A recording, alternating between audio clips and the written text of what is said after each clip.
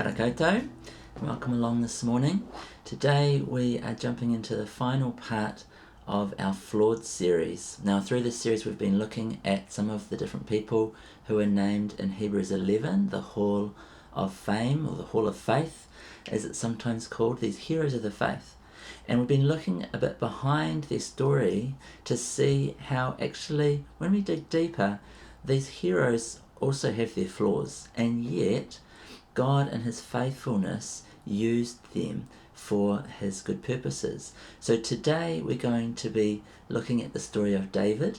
Now I want to start by opening up the summary of David's life. It's in 1 Kings chapter 15 verse 5. At the end of his story and his children's story in 1 Kings, it says this: David had done what was right in the eyes of the Lord and had not failed to keep any of the Lord's commands all the days of his life, except in the case of Uriah the Hittite.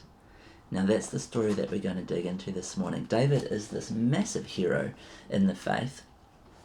He's an example when it comes to one who is after God's heart, one who worships God with all that he is, one who serves God, this faithful king.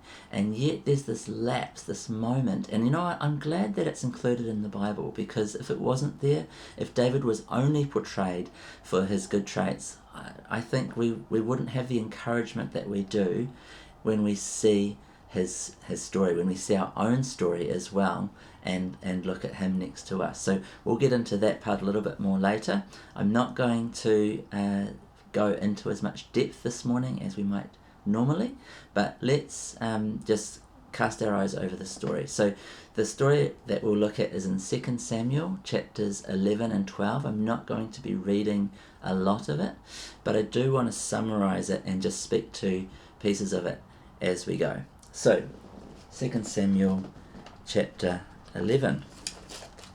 It starts off in the spring, at the time when kings go off to war. David sent Joab out with the king's men and the whole Israelite army.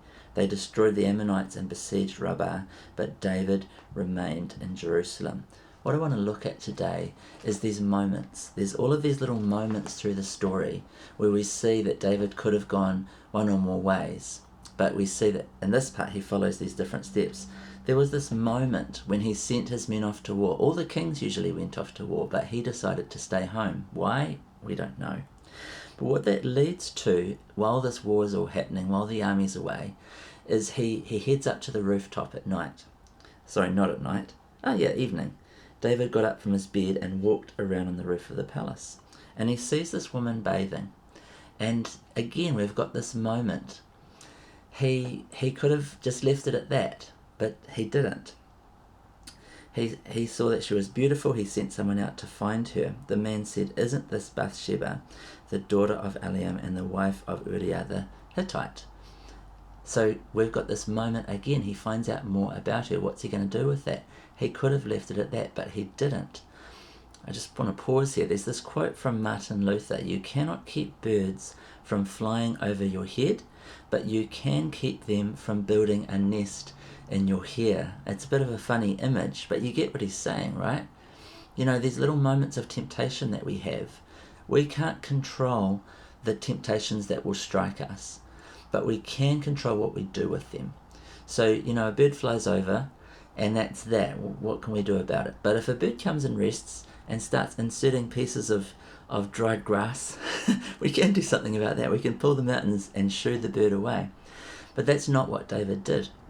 He indulged this thought. He found out more about her, and then it says he sent messengers to get her, and he slept with her. And then she went back home, and the woman conceived and sent word to David saying, "I'm pregnant." So this little act of not shooing away those birds, that moment led to consequences. So she says, "I'm pregnant." Again, David has a choice. What's he going to do here? Well, he decides in this moment that he is going to try and cover it up. He sent word to Joab, "Send me Uriah, the Hittite." And he came to him. So this elite soldier of his comes all the way back And David's trying to cover it up. So he asks him about the war, and then he sends him back to be with Bathsheba. He's trying to make it look like that's where this baby was conceived from. But he slept at the entrance to the palace with all his master's servants and did not go down to his house. Well, this is frustrating for David because his plan didn't work out. Haven't you come from a distance? David asked. Why didn't you go home? Well, he said, I'm thinking about all of my compatriots in the war. I'm thinking about what they're going through. How could I go and be comfortable with my wife when they are sleeping out in the fields? David said, stay here one more day and tomorrow I'll send you back.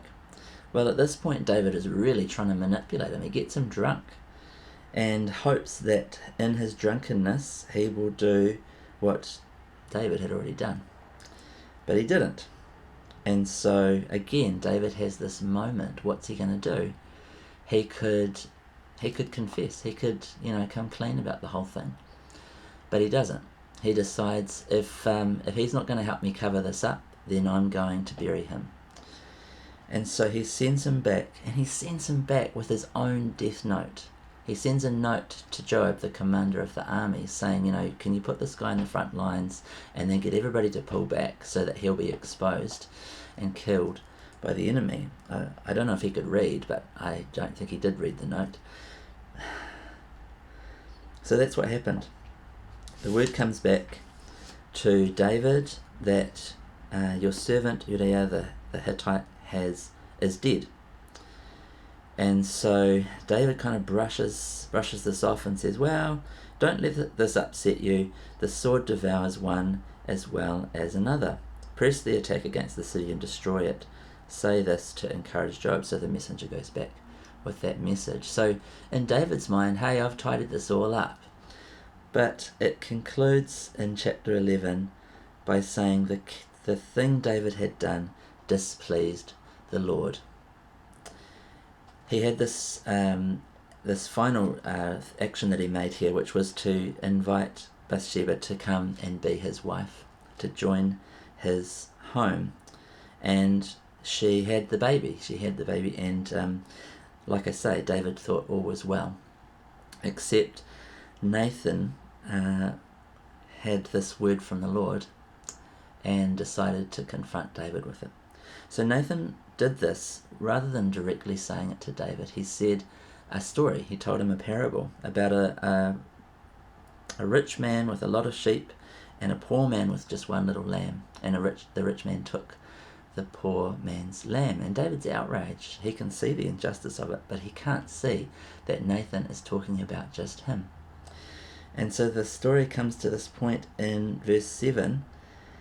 Nathan said to David, you are the man. This is what the Lord, the God of Israel, says. I anointed you king over Israel, and I delivered you from the hand of Saul. I gave your master's house to you, and your master's wives into your hands. I gave you the house of Israel and Judah. And if all this had been too little, I would have given you even more. Why did you despise the word of the Lord by doing what is evil in his eyes? You struck down Uriah the Hittite with the sword and took his wife to be your own. So Nathan knows exactly what happened. And again, we have this moment. What is David going to do? At this point, he hasn't been shooing away the birds at all. He's been letting them build the nest more and more and more. And now we're starting to see that where birds nest, they also poop.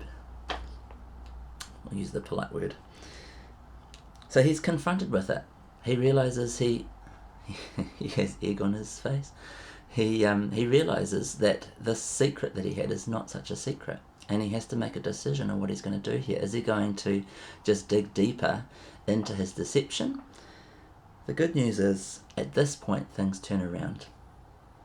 David said to Nathan, verse 13, I have sinned against the Lord. He finally is prepared to confess his sin, to shoo away the birds, to do something about it. And Nathan replied, the Lord has taken away your sin. You are not going to die, but because by doing this you have made the enemies of the Lord show utter contempt, the son born to you will die. So still there are consequences. Think about all of the different people who have been impacted by David's moments, those decisions that he made in those moments. He's directly impacted Bathsheba and Uriah with his life being taken and with her whole life being turned upside down. He's challenged the integrity of Joab as his army commander. These messengers have become complicit in the whole thing. And the enemies of Israel, when they find out about it, have a reason to speak against the Lord because of this servant, the king, misrepresenting him. So the story moves on from here. David goes and he moves into this time of grief. He is pleading with the Lord by his actions. He's fasting, and he is trying to get the situation turned around.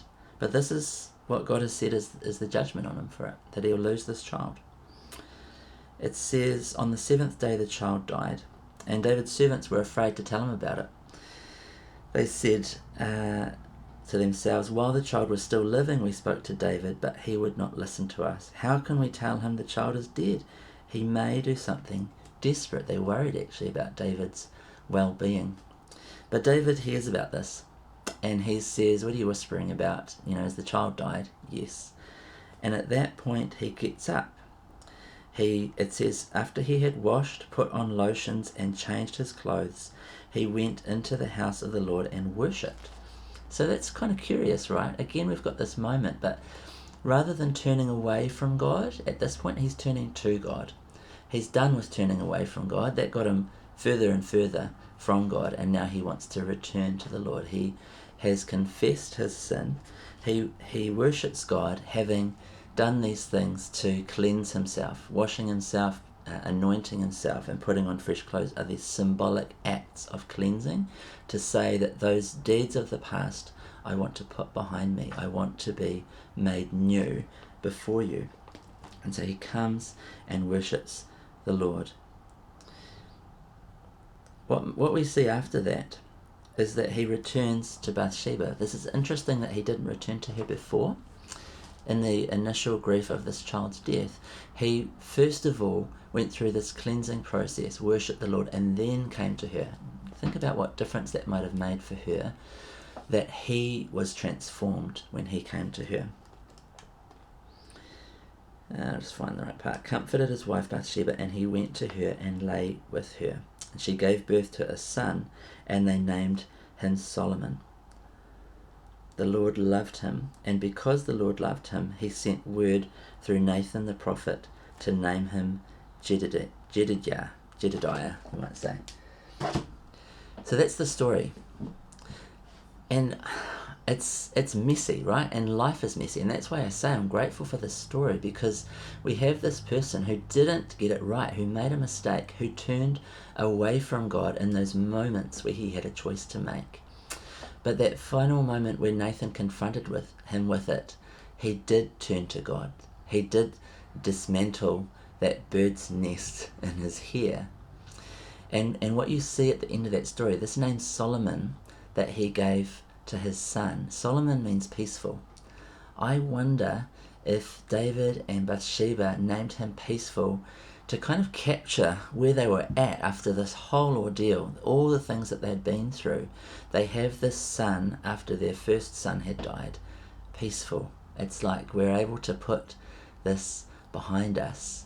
But God gave Solomon his own name. God referred to him as Jedediah. Now Jedediah means, let me make sure I got it right in my notes, loved by the Lord. Yeah, beloved of the Lord. So this is God's name that he gives to the son. And that says something to me, that they were kind of just relieved to put the whole thing behind us, but God's grace, his mercy, and his forgiveness continued despite all that had happened. The humans were glad it was over, but God multiplied his love for them. We make mistakes too. We don't always choose the right thing in those moments. And if we knew the way that things would turn out, maybe we would choose the right thing, because it's so much easier to pull a couple of pieces of grass out of your hair rather than a bird's nest and cleaning up the mess that they've made. But the good news is that God can work with people who are flawed. God can work with us even after we have made mistakes. The difference just comes in that willingness to turn to Him rather than turning away from Him. So that's what I have to say today. I wonder, as you hear these things, what sins or mistakes you think of in your own life, what birds' nests you're aware of in your hair, what birds you're aware of flying overhead, and what you're going to do with this. Just know that God is faithful to us wherever we're at. When we are willing to turn to Him, He can work with us. He offers to help us even, to dismantle those birds' nests, to make us clean, to make us new, to move forward with Him, even after we've moved away from Him. God bless you.